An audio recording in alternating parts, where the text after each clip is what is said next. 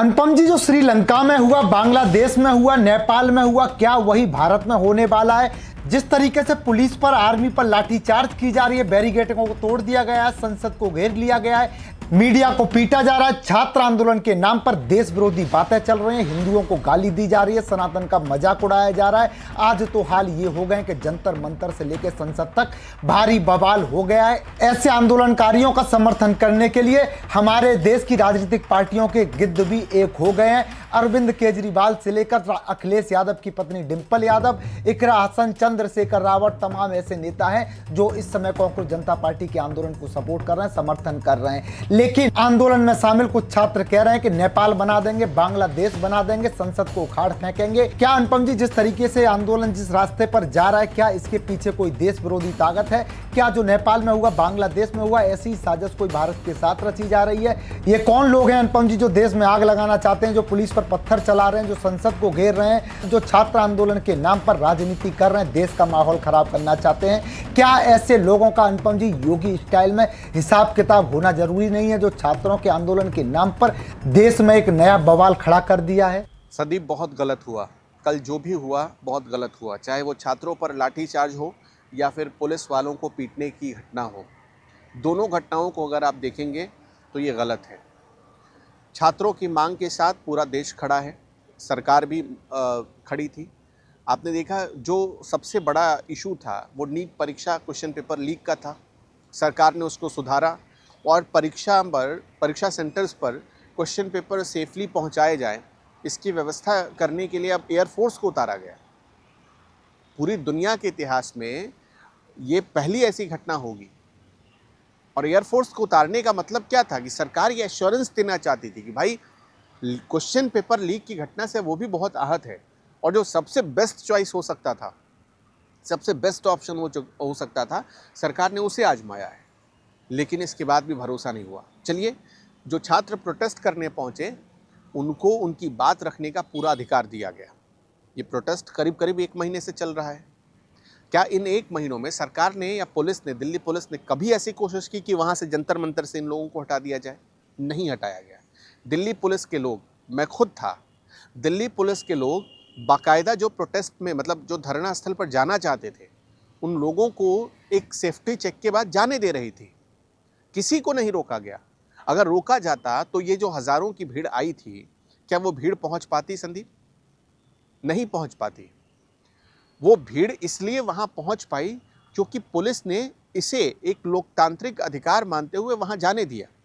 अब ये देखिए, अब दिल्ली पुलिस नोटिस जारी कर रही 24 घंटे पहले कि भाई किसी तरह के संसद मार्च की अनुमति नहीं दी गई है। इसके बावजूद कुछ लोगों के इशारे पर कुछ स्टूडेंट्स क्या होते हैं, वो तो कॉलेज में पढ़ने वाले बच्चे होते हैं, अभी अब किसी एग्ज़ाम की वो तैयारी कर रहे हैं, आपने उनको भ्रम में डाल दिया।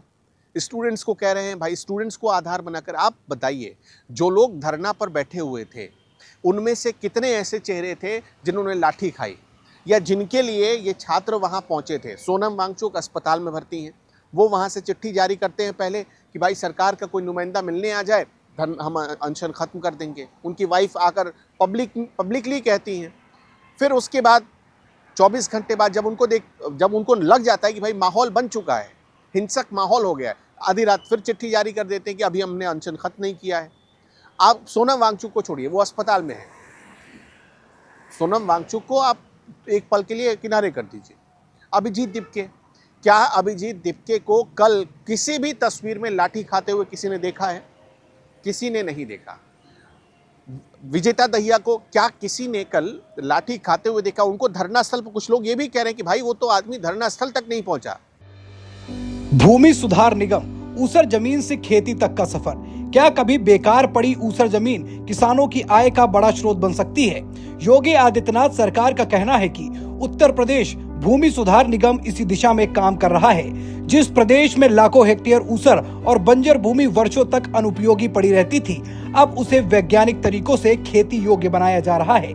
पहले भी भूमि सुधार की योजनाएं थी, लेकिन हाल के वर्षों में इस अभियान को तेजी दी गई है। सरकार के अनुसार उत्तर प्रदेश में कभी लगभग 13 लाख हेक्टेयर भूमि ऊसर और लवणीय श्रेणी में थी। भूमि सुधार निगम ने जिप्सम, वैज्ञानिक मृदा उपचार, भूमि समतलीकरण और जल निकासी जैसी तकनीकों की मदद से बड़ी मात्रा में भूमि को दोबारा खेती के योग्य बनाया है। इससे कई क्षेत्रों में गेहूं, धान, दलहन और तिलहन जैसी फसलों की खेती फिर से शुरू हुई है। भूमि सुधार को प्रधानमंत्री कृषि सिंचाई योजना, खेल तालाब, सोलर पंप और प्राकृतिक खेती जैसे योजनाओं से भी जोड़ा गया है। सरकार का कहना है कि इससे किसानों की आय बढ़ाने, खेती योग्य क्षेत्र का विस्तार करने और ग्रामीण रोजगार को बढ़ावा देने में मदद मिल रही है। विशेष रूप से पूर्वांचल और बुंदेलखंड के ऊसर क्षेत्रों में इस अभियान का असर दिखाई देने लगा है। उद्देश्य केवल जमीन सुधारना नहीं, बल्कि हर इंच भूमि को उत्पादक बनाकर कृषि अर्थव्यवस्था को मजबूत करना है।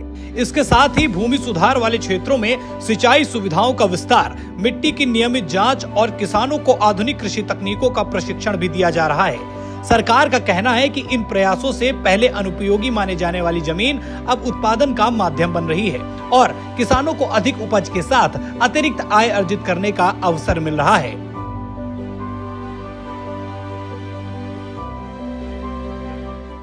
सीजेपी के जो 2 लोग बच गए, वो 2 लोग कहाँ थे? वो 2 लोग जेपी नड्डा के पास बैठे हुए थे और सुबह 9 बजे से बैठे हुए थे। सुबह 9 बजे से लेकर दोपहर के 1-2 बजे तक 2 लोग वहीं बैठे थे जो अपनी डिमांड्स की लिस्ट लेकर पहुंचे थे। अब सरकार अगर बातचीत नहीं कर रही है तो जेपी नड्डा के पास बैठने वाले लोग कौन थे? सरकार अगर कोई बात ही नहीं सुन रही है तो जेपी नड्डा ने जो लिस्ट ली हाथ में, वो क्या था? देखिए, इसमें 2-3 सवाल है जो सरकार के नज़रिए से चूक हो गई। ये माना जा रहा है कि छात्रों की जो डिमांड है उस पर सरकार का कोई आदमी पहले सुन लेता, पहले बातचीत हो जाती, तो शायद कल जो स्थिति दिखी कि संसद भवन के आसपास ये जो एक मॉब पहुंची और उस मॉब का इरादा बिल्कुल साफ था कि भाई जो मिले सामने उसको तोड़ फोड़ दो। अब मैं आपसे एक सवाल पूछना चाहता हूं संदीप, आप बताइए, जिन पुलिस वालों को चोट आई, पुलिस वालों की तस्वीर तो कोई नहीं दिखा रहा है क्योंकि उनको लगता है कि भाई पुलिस वाले तो सरकार के ही आदमी हैं। ऐसी बात मत समझिए भाई, वो पुलिस वाले भी किसी के बच्चे हैं। वो पुलिस वाले जिनके सिर फट गए, 2 पुलिस वालों के बारे में खबर है कि भाई वो गंभीर हालत में हैं, अस्पताल में जिंदगी और मौत के बीच झूल रहे हैं। पुलिस की गाड़ियों पर जिस तरह कूद कूद कर कल तोड़ा गया कनॉट प्लेस के आसपास, क्या वो तस्वीर भारत में कभी देखी? मैंने तो नहीं देखी है। अब ये समझिए कि वो नेपाल में जो हिंसक प्रदर्शन हुए थे, उस प्रदर्शन को कॉपी पेस्ट करने की तैयारी कर ली गई थी भारत में। ये हालत थी। वो पुलिस वाले ज़रूर किसी बच्चे के पिता होंगे, किसी बेटी के पिता होंगे, लेकिन भीड़ ने जब पुलिस वालों को पकड़कर पीटा तब ये बिल्कुल नहीं देखा।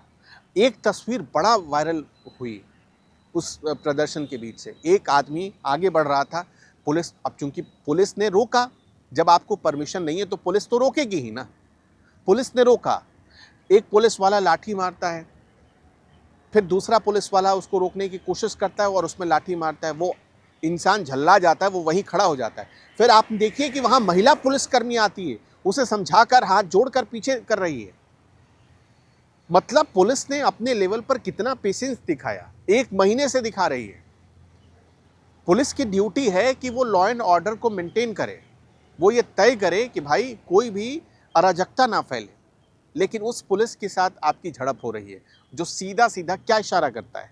जो सीधा सीधा सिर्फ यही बता रहा है कि भाई जो छात्र पहुंचे थे उन्हें गुमराह किया गया था। उनकी मांग जायज़ हो सकती है, लेकिन उन्होंने जो किया वो एक गुमराह व्यक्ति ही कर सकता है।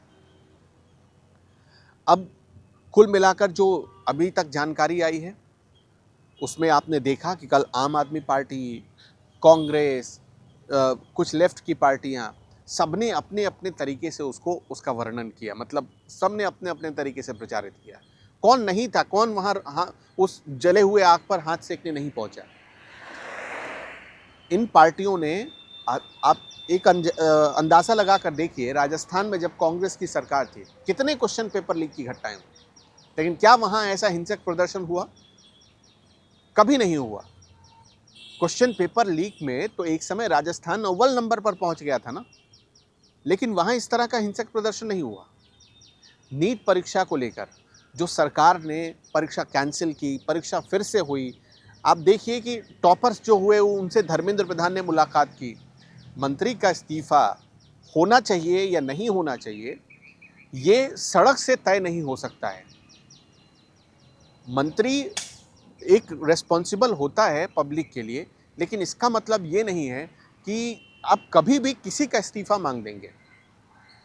इस हिसाब से अगर आप सोचिए तो कल को आप जितने मंत्री हैं सबके इस्तीफे मांगे जाएंगे। अगर मान लीजिए आज आप सुबह उठे, आपको मन किया कि आज भाई फलाने मंत्री का इस्तीफा मांग लो और उसके लिए आप अराजक हो जाएंगे, तो क्या ये सही है? ये व्यवस्था सही है? कम से कम आप जिन पुलिस वालों को पीट रहे थे, पुलिस वालों ने लाठी उठाने से पहले ये ज़रूर सोचा होगा कि भाई जिस लड़के को या जिस लड़की पर हमारी लाठी चल रही है वो भी किसी घर के बच्चे होंगे। यकीन मानिए ज़रूर सोचा होगा। ये पीड़ा पुलिस वालों के परिवार से पूछे जाकर, वो बताएंगे आपको। खैर, बाकी चीज़ें दर्शकों पर छोड़ते हैं, दर्शक क्या सोचते हैं वो बताएंगे। नमस्कार।